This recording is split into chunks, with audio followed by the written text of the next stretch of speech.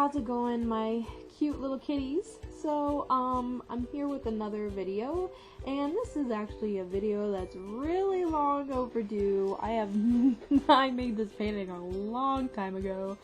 Probably a million years ago, probably.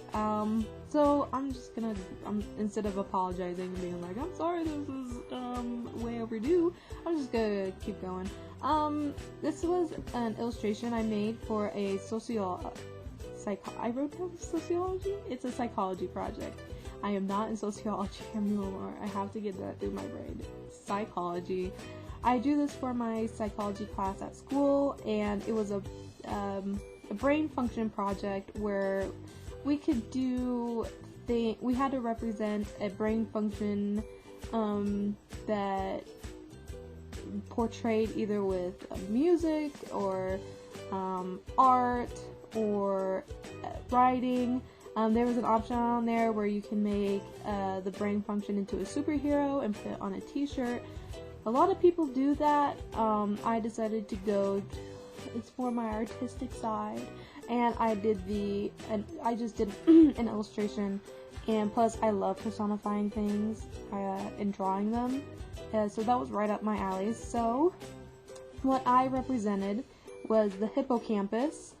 For people that don't know what I'm talking about, let me explain in a very simple way. So the hippocampus is a brain function in your brain, obviously, that is responsible for storing memories and is also the memory function, and it's also responsible for perceiving the concept of space and time, which is really crazy and complicated stuff. So it's mostly responsible for keeping track and storing your memories, and it's in the back.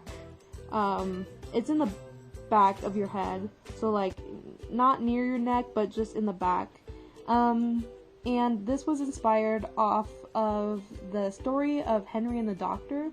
So if you don't know the story of Henry and the Doctor, it was this is a real life story, by the way. This really happened.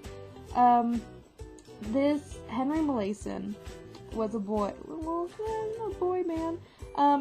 teenager, okay. He had epilepsy and he had really bad seizures, and these seizures were really leading him to death, and his dad did not know what to do. He came to surgeons and doctors for everything and kept getting him medication, and it wasn't working, and every day he would just have these seizures that were really, really bad. So, his dad finally met this doctor named William Beecher Scottsville. Beecher Scottsville. I'm just calling Mr. Scottsville, or Dr. Scottsville, was a neurosurgeon in a hospital, and he was an expert in lobotomy. This was during the 1930s, 1940s. I don't know. It's in the 1900s, so. Obviously, the technology back then was not very advanced as it is today, so the dad did not know what to do. He said, let's just try it. Let's just see if it works. And he got Mr. Scottsville got his permission to do this, and he said, okay, we can help you. I think what's causing his seizures is it's in his left and right temporal lobe, which is it's in his left and right medial temporal lobes, this is where the hippocampus is located, and he said those are probably the parts that are affected. So he asked if he could perform a lobotomy on his son, and the dad said okay, because we are on our last stance here, and we gotta try it. And he did. So what happened during the procedure was they would cut Henry's head open, and Dr. Scottsville took a metal tube that looked like a straw, and he would poke it where he thought the infected area was, which was the area the hippocampus was in, and he would suck up the brain parts and spit it out. So by the end of the procedure, he would have spit up brain parts on a tray, and he ended up sucking up the hippocampus. So not only did it not work, which is really sad, he survived it. Henry survived it. He survived it all. But not only did it not work, since he had his hippocampus removed, like literally, like it was gone. He sucked out everything. He had intrograde amnesia, which is basically he could no longer commit new events into his memory because there was no memory storage. Like, what do you do with this memory? So it just disappears. So he pretty much had amnesia. He couldn't process new events. He couldn't process. It's kind of like, what's it called? It's on the top of my head. It starts with an A. Alzheimer's. It was kind of like that, but not technically.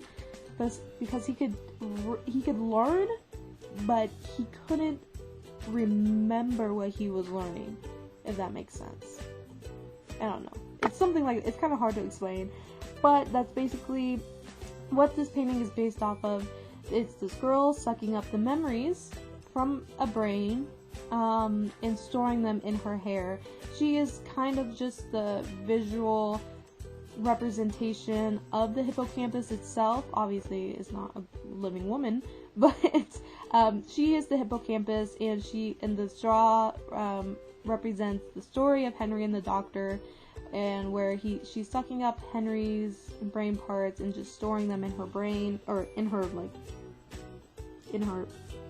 head.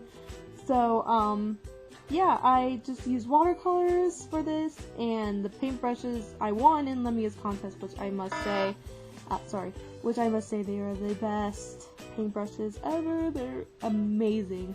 So yeah, I used those as well. And yeah, I guess I got an A on it. I don't know. He hasn't put in grades in, so I guess I got an A on it. And it's now hanging up in his room forever and ever till the day I die, or until he dies. But, you know, whoever goes out first. It's really bad to say. Don't show him this.